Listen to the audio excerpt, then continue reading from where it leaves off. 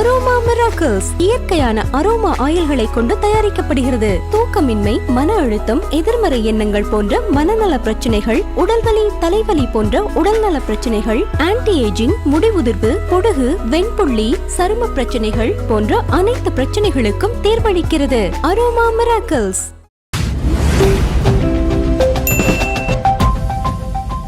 Sir, Jananayagan லீக்கு யார் leak பண்ணாங்கன்னு தெரியல. இதுல குறிப்பா ஆதவர்ஜுனா கூறிய கருத்து, ஒரு பக்கம் எல்முருகன், ஒரு பக்கம் உதயநிதி, இவங்க சேர்ந்துதான் பண்ணிட்டாங்கன்னு ஒரு கருத்தை சொல்றாரு.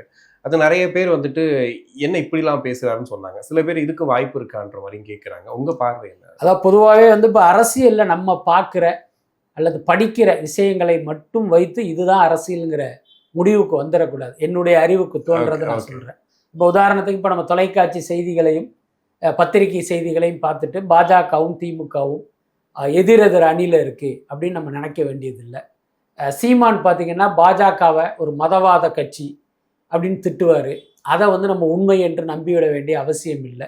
அப்படி ஒரு பக்கம் திட்டிக்கிட்டே இன்னொரு பக்கம் ஆர்எஸ்எஸ் மீட்டிங்கில் போய் இவர் என்ன பேசினார், பார்ப்பன கடப்பாறையை கொண்டு திராவிட கோட்டை இடிப்பேன் அப்படின்னு சீமான் பேசினதை நம்ம பார்க்குறோம். அப்போ இது வெறுமனே ஒரு மேடைக்காக சம்பிரதாயமாக பேசிய பேச்சாக எடுத்துக்க முடியாது. அப்போ ஆர்எஸ்எஸோடு சீமானுக்கு நேரடி தொடர்பு இருக்குது, ஒரு கள்ள தொடர்பு இருக்குது அப்படின்னு தான் நம்ம புரிஞ்சுக்கணும்.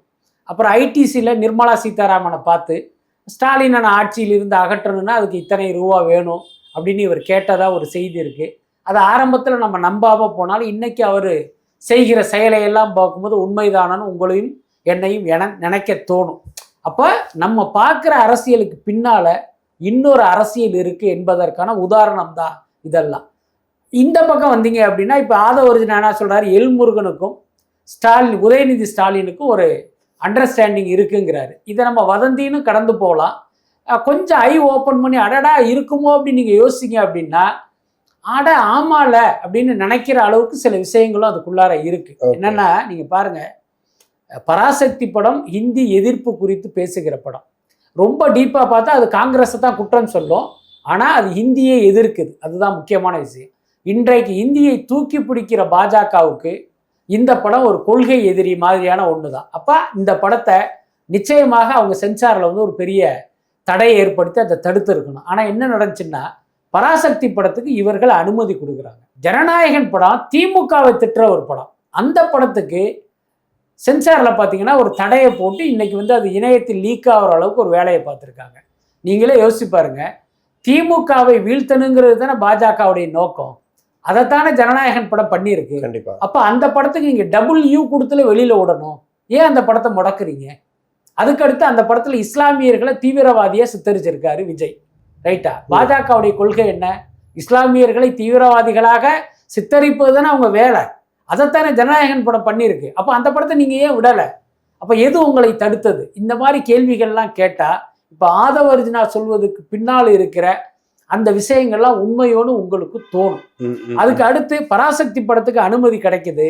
அடுத்த சில நாட்களில் பார்த்தீங்கன்னா டெல்லியில் எல்முருகன் வீட்டில் பராசக்தி படக்குழுவினர் பொங்கல் கொண்டாடுறாங்க. நீங்கள் யோசிச்சு பாருங்க, பராசக்தி படத்தை எடுத்தது திமுக குடும்பத்தை சேர்ந்த டான் பிக்சர்ஸு. அவங்க எப்படி அந்த படத்தில் நடித்த குழுவினர் எப்படி அவர் வீட்டில் போய் பொங்கல் கொண்டாடுறாங்க? அப்போ ஆதவர்ஜுனா சொன்னது உண்மைதானோ அப்படின்னு நம்ம எல்லாம் நினைக்க தோணுது. ஓகே, பின்னாடி ஒரு சதி இருக்குன்னு எடுத்துக்கலாம். இல்ல கூட சதிங்கிறதை தாண்டி ஒரு அண்டர்ஸ்டாண்டிங் இருப்பதற்கு வாய்ப்பு இருக்கு. இன்னொரு தகவல் கூட நீங்க படிச்சிருப்பீங்கன்னு நான் நம்புறேன்.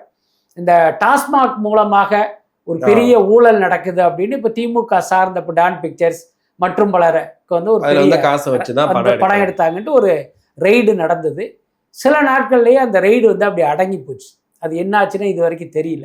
அப்போ ஜூனியர் விகடனில் ஒரு செய்தி நான் பார்த்தேன். என்னன்னா, பீகாரில் நடந்த அந்த எலெக்ஷனுக்கு பாஜகவுக்கு திமுக தரப்பிலிருந்து 500 கோடி ரூபா டெலிவரி பண்ணியிருக்காங்க. அதை பண்ணினதே KN நேருன்னு ஒரு பெட்டி செய்தி. ஓகே, யோசிச்சு பாருங்க, பாஜக திமுகவுடைய எதிரி. இங்கே 2 பேரும் அரசியல் களத்தில் எதிரில் நிற்கிறாங்க. ஆனால் பாஜகவுக்கு இதில் பீகார் எலெக்ஷனுக்கு இவங்க போய் பணம் கொடுக்குறாங்கன்னா என்ன காரணம்? அப்போ நம்ம பார்க்குற அரசியல்லாம் பொய் இல்லை. மம்தா சொல்றதுமே கிட்டத்தட்ட பாஜக கூட கூட்டணி வச்சு அதுதான் சொல்கிறேன். அப்போ இதுக்கு பின்னால் ஏதோ ஒரு அரசியல் இருக்குது. அது நம்மை போன்ற சாமானியர்களின் ஒரு கண்ணுக்கு புலப்படலை. ஆதவர்ஜுனா போன்ற அரசியலில் ஒரு பெரிய இடத்துல இருப்பவர்களுக்கு புலப்படுதுன்னு தான் நம்ம புரிஞ்சிக்க வேண்டியதா இருக்கு. இப்போ பிரச்சாரங்களுக்கு விஜய் போறது, அதுல இப்போ கடலூருக்கு 2 வாட்டி வரேன்னு சொல்லிட்டு போகல.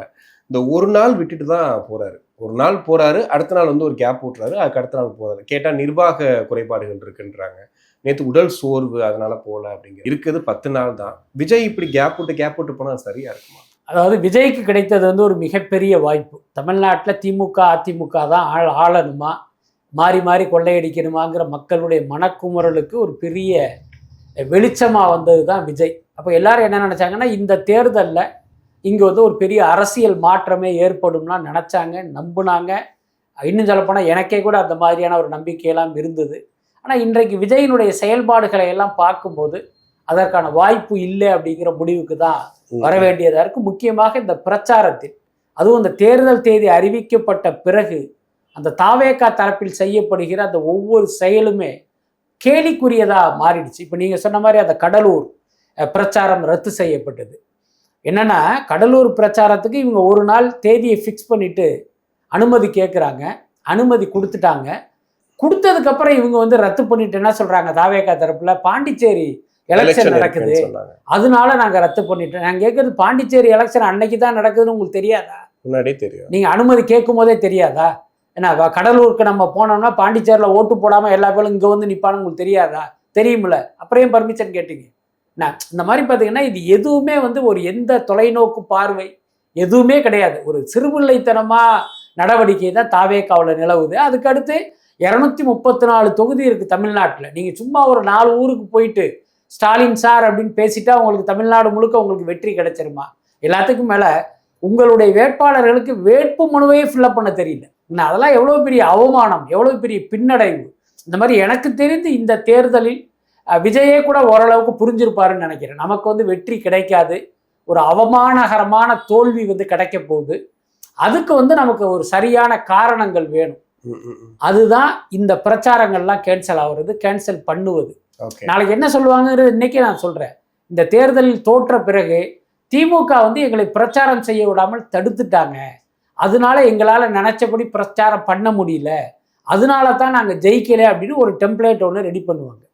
அதற்கான விஷயமா தான் இதெல்லாமே நடக்கிறது தான் நான் நினைக்கிறேன். ஓகே, ஆனால் ஒரு கேப் விட்டு போனாலுமே கூட்டம் வந்து குறையிற மாதிரி தெரியலையே சார். இப்போ இதுக்கு வீக் டேஸில் போறாரு, தூத்துக்குடியில் அவ்வளோ பெரிய கூட்டத்தை காட்டுறாரு, காரைக்குடி போறாரு, காரைக்குடியில் அவங்க வெயிட் பண்ணுற கூட்டமே அவ்வளோ கூட்டம் இருக்கு. ஆனால் மக்கள் கிட்ட அந்த செல்வாக்கு இன்னும் அவருக்கு இருக்கு இல்லையா? ஆமாம், அதை நீங்களும் நானும் புரிந்து கொண்ட அளவுக்கு விஜய் புரிந்து கொள்ளவில்லை. அதுதான் நான் வந்து ஒரு பெரிய குறையாக பார்க்குறேன். இப்போ காரைக்குடிக்கு இங்கேருந்து போகிறாரு, 12:30லேருந்து 2:30 மணி வரைக்கும் அவருக்கு அனுமதி கொடுத்துருக்காங்களாம். உங்களுக்கு தெரியும்.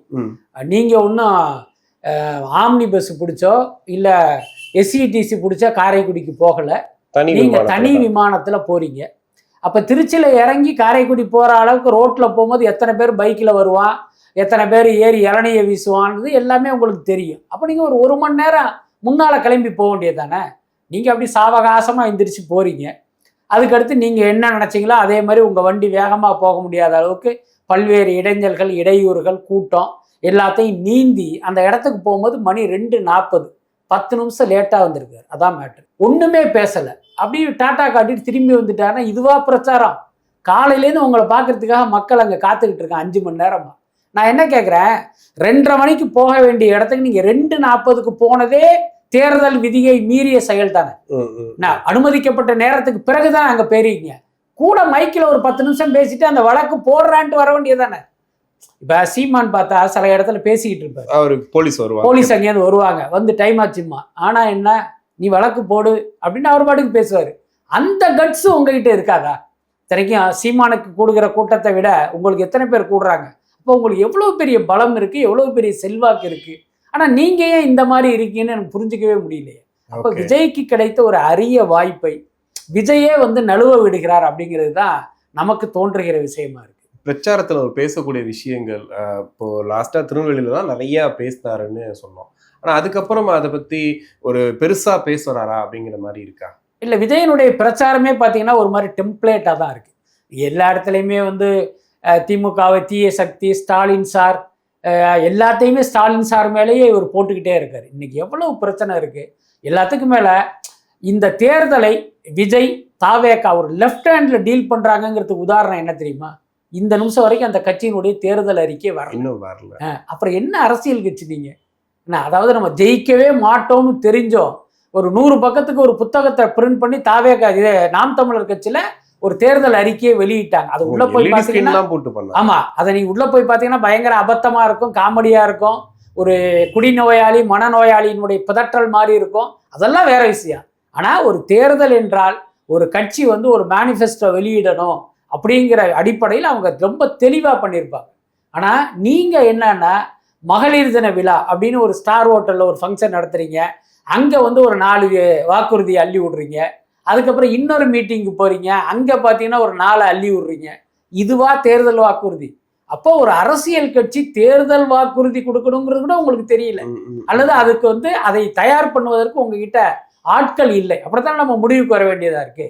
அதனால இந்த தேர்தலை பொறுத்த வரைக்கும் விஜய் வந்து ஒரு கட்டத்துல நம்பிக்கை இழந்துட்டாருன்னு நினைக்கிறேன். ஆரம்பத்தில் அவருக்கு பாத்தீங்கன்னா நம்ம ஜெயிச்சிருவோம், முதல்வர் ஆயிடுவோம் அப்படின்னு ஒரு நம்பிக்கை இருந்திருக்கும். ஒரு கட்டத்துல அந்த நம்பிக்கையை ஏதோ ஒரு கட்டத்தில் அவர் இழந்துட்டார்.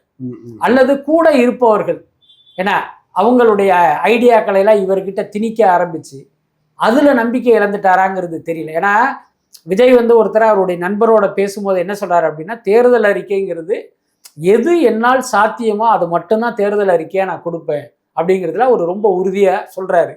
ஆனா கூட இருக்கிற ஆதவும் புஷியும் ஜான் ஆரோக்கியசாமியும் அந்த மாதிரி தேர்தல் அறிக்கை கொடுத்தா நம்ம ஜெயிக்க முடியாது, கவர்ச்சி அறிக்கைகளும் அது உள்ளார வேணும் அப்படிங்கிற மாதிரி இவரை வந்து மண்டையை கழுவ ஆரம்பிச்சிடுறாங்க.